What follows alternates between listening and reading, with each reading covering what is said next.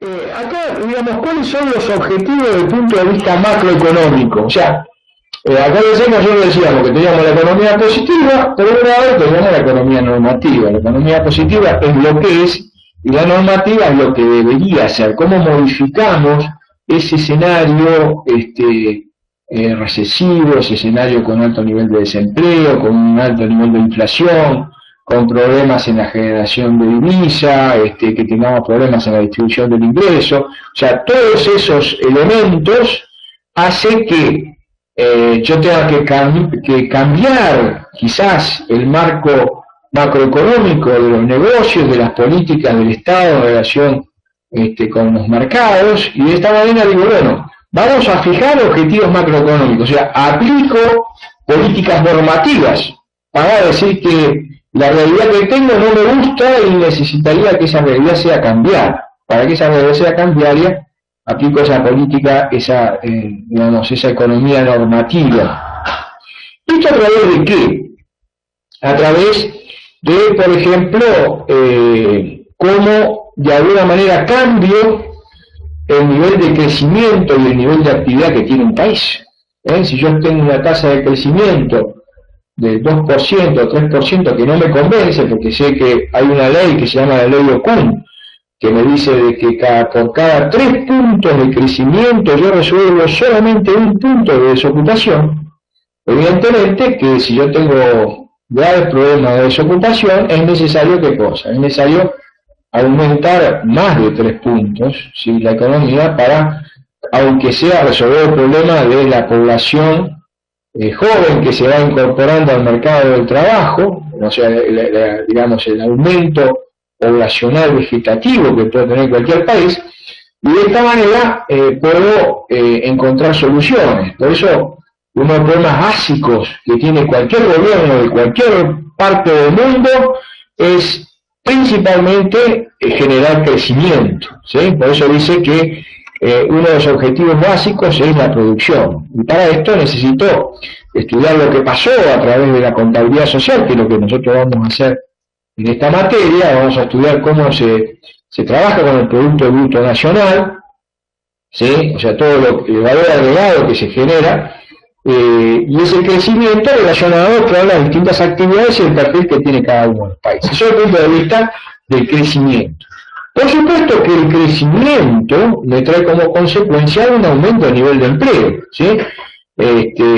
O sea, la existencia de un alto nivel de empleo me da como consecuencia una baja del desempleo, ¿eh? O sea, yo voy a tener siempre, por supuesto, cuando veamos el tema del desempleo, que voy a tener un desempleo que es el desempleo natural, es el desempleo que se produce a consecuencia de que el personal económicamente activo, la población económicamente activa, siempre va buscando nuevos horizontes, buscan mejores empleos, en busca de mayores ingresos, un mayor nivel de estabilidad, un mayor nivel de actividad laboral, y esto hace de que exista un desempleo siempre temporario que está relacionado con el desempleo natural que se produce en cualquier economía. Pero todo aquello que sea por encima del desempleo natural me da como consecuencia un nivel de desempleo que, a medida que se producen las crisis, fíjense en el caso de España, en el cual tiene un nivel de desocupación casi del 25%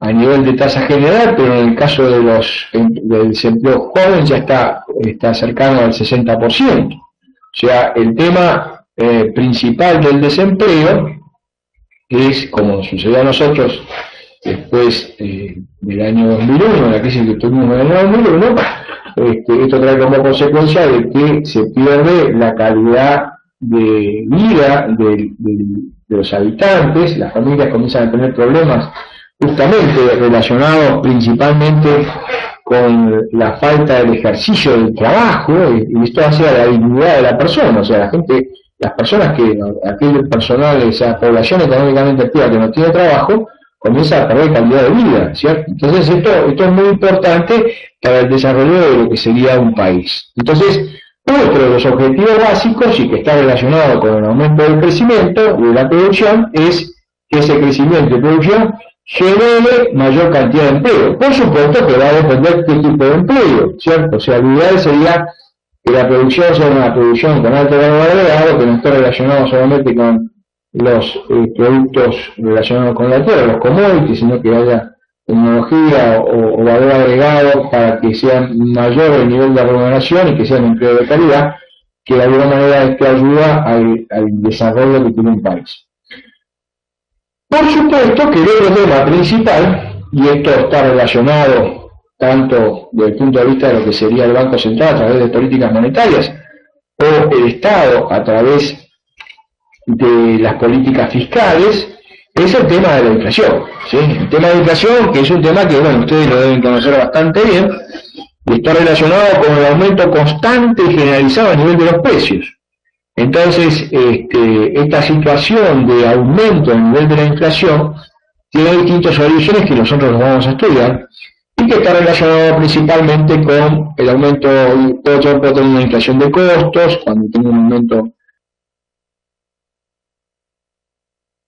constante y generalizado en los costos de producción, puedo llegar a tener una inflación de demanda, cuando tengo mayor demanda en relación con la cantidad de bienes y servicios producidos en un país, puedo tener una inflación monetaria, que es a consecuencia de una emisión desmedida por parte del Estado, ¿sí? A través del Banco Central.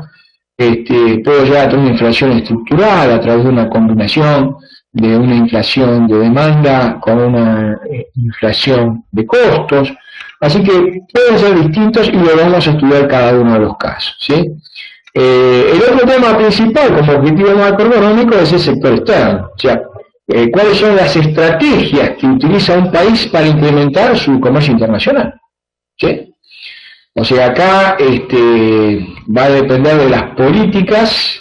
Fíjense que la profesión de ustedes es una profesión fundamental para generar estrategias, y esto es claro que tiene que tener su conocimiento y sus estrategias planteadas desde el punto de vista económico respecto al tema del sector externo, ¿sí? O sea, por lo general, cada país trata en lo posible de exportar la menor cantidad de commodities posibles y tratar de exportar la mayor cantidad de bienes y servicios con mayor valor agregado, porque el hecho de que yo pueda exportar bienes y servicios con mayor valor agregado a mí me da la posibilidad de generar más empleo, O sea, una cosa es que Argentina exporte soja, porque tenemos una necesidad urgente de divisa.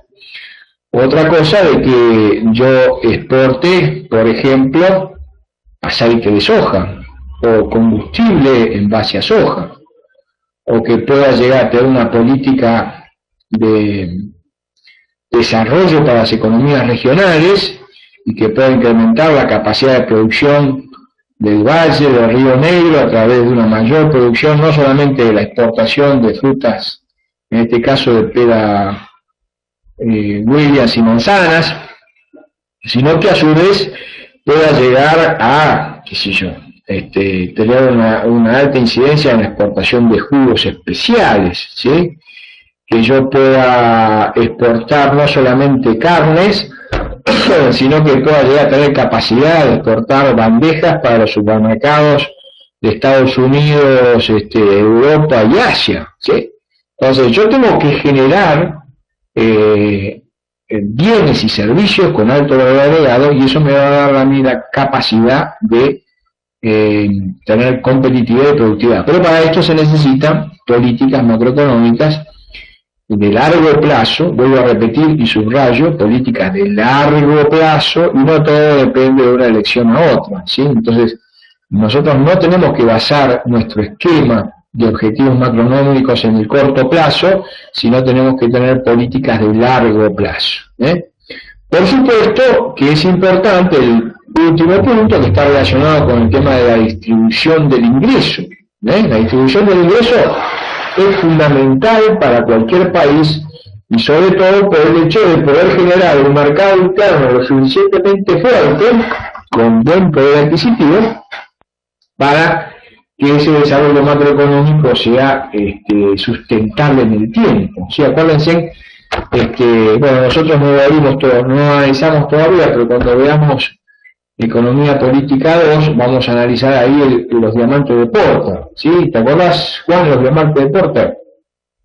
El diamante de Porter hace que cada país pueda llegar a tener un mercado interno fuerte, exigente, ¿sí? A la hora de consumir, cuestión de que sus productores traten en lo posible de dar bienes y servicios de la más alta calidad, ¿sí? Y por otro lado, tener la posibilidad de insertar esos productos una vez que ese mercado interno esté abastecido a través del resto del mundo, colocar los excedentes de producción, ¿sí? Pero para esto tiene que estar afilado y tiene que haber un mercado competitivo dentro del mismo país. Por eso es tan importante la distribución del ingreso, porque fíjense en el caso de China, es una economía más importante después de Estados Unidos, hoy todavía en el mundo. Uno de los temas principales radica en el problema de la distribución del ingreso. Ustedes saben que esta economía híbrida, en la cual por un lado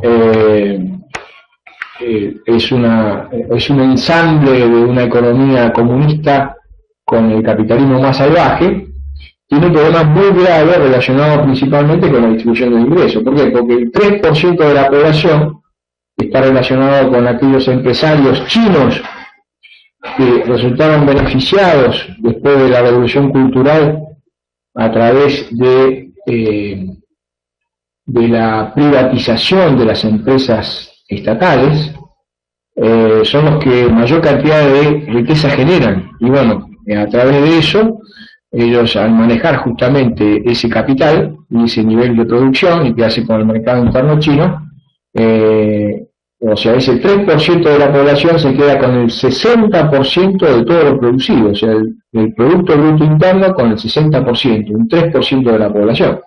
Así que ahí se dan cuenta cuáles son los problemas más graves que pueden llegar a tener los países justamente. Después nosotros vamos a analizar lo que se llama el índice de Gini, y ahí van a ver ustedes precisamente que esos problemas de distribución se deben principalmente a la falta por parte del Estado de una regulación que haga que de alguna manera los niveles de ingresos pueden ser equiparados y que todos tengan la posibilidad y tener la opción de que haya una rotación dentro de los distintos niveles de la sociedad, ¿no?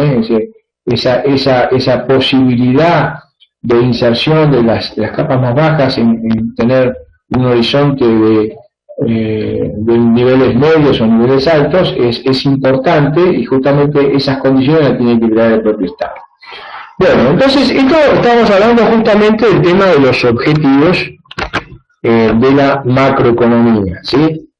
Entonces, en base a esto nosotros hablamos justamente de lo que serían estas macromagnitudes, ¿sí? ¿Qué voy a expresar? ¿Cómo lo voy a medir? ¿Sí? Esto nosotros lo vamos a medir a través de lo que llamamos la contabilidad nacional. La contabilidad nacional o el sistema de contabilidad social que tienen todos los países, ¿sí? Entonces, esa contabilidad social, esa contabilidad nacional, va a estimar la producción de un país en términos monetarios y en relación con el resto del mundo, ¿sí? Eso va a ser un indicador de prosperidad económica de un país, ¿sí?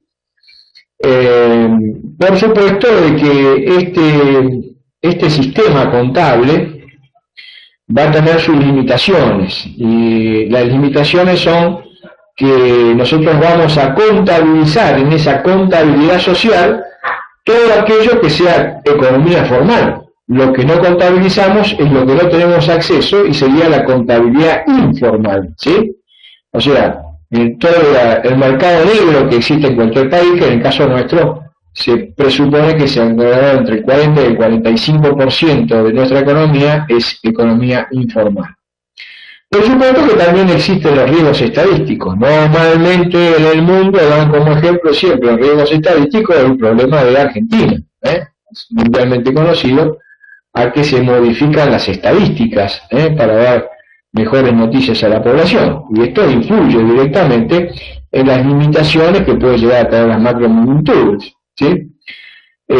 Nosotros en base a eso vamos a poder determinar cuáles son los promedios entre los países pobres y los países ricos, cuándo debe haber pérdida de bienestar, y vamos a tener otro tipo de indicadores relacionados no solamente, por ejemplo, el PBI per cápita, que yo tomo el PBI, lo divido por la cantidad de habitantes, sino tienen otro tipo de índices que están relacionados con la calidad de vida de la población, que está relacionado con el nivel de alfabetización que tiene un país, con el nivel de escolaridad, el nivel de comunicaciones, o sea, hay un montón de indicadores que hacen justamente a poder estimar, digamos, la situación económica de un país.